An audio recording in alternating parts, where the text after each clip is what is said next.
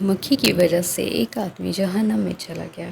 رسول اللہ صلی اللہ علیہ وآلہ وسلم نے فرمایا، ایک آدمی صرف مکھی کی وجہ سے جنت میں چلا گیا اور دوسرا جہنم میں۔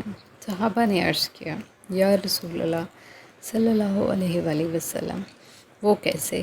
نبی اکرم صلی اللہ علیہ وآلہ وسلم نے فرمایا، دو آدمی ایک قبیلے کے پاس سے گزرے۔ اس قبیلے کا ایک سبت تھا جس پر چڑھاوا چڑھائے بغیر کوئی آدمی وہاں سے نہیں گزر سکتا تھا۔ چنانچہ ان میں سے ایک شخص سے کہا گیا کہ اس پر بت پر چڑھاوا چڑھاؤ۔ اس نے کہا، میرے پاس ایسی کوئی چیز نہیں۔ قبیلے کے لوگوں نے کہا، تمہیں چڑھاوا ضرور چڑھانا ہوگا، خواہ مکھی ہی پکڑ کر چڑھاؤ۔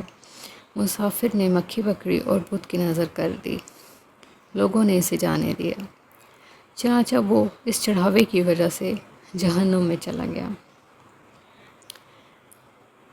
قبیلے کے لوگوں نے دوسرے آدمی سے کہا، تم بھی کوئی چیز بت کی نظر کرو۔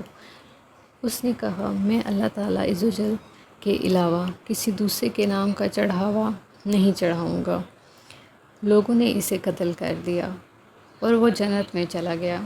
ایک اور کہانی، بنی نجار کے ایک باغ میں دیوانہ اونٹ گھس آیا۔ جو شخص بھی اس باغ سے آتا وہ اونٹ اسے کاٹنے کو دوڑتا۔ لوگ بڑے پریشان تھے اور حضور صلی اللہ علیہ وآلہ وسلم کی خدمت میں حاضر ہوئے اور سارا قصہ عرض کیا۔ حضور صلی اللہ علیہ وآلہ وسلم نے فرمایا، چلو میں چلتا ہوں۔ چنانچہ حضور صلی اللہ علیہ وسلم یکدم اس باغ میں تشریف لے گئے اور اس اونٹ سے فرمایا، ادھر آؤ۔ اس اونٹ نے جب رسول اللہ صلی اللہ علیہ وسلم کا حکم سنا تو دوڑتا ہوا حاضر ہوا اور اپنا سر حضور صلی اللہ علیہ وآلہ وسلم کے قدموں میں ڈال دیا۔ حضور صلی اللہ علیہ وآلہ وسلم نے فرمایا، اس کی نکیل لاؤ۔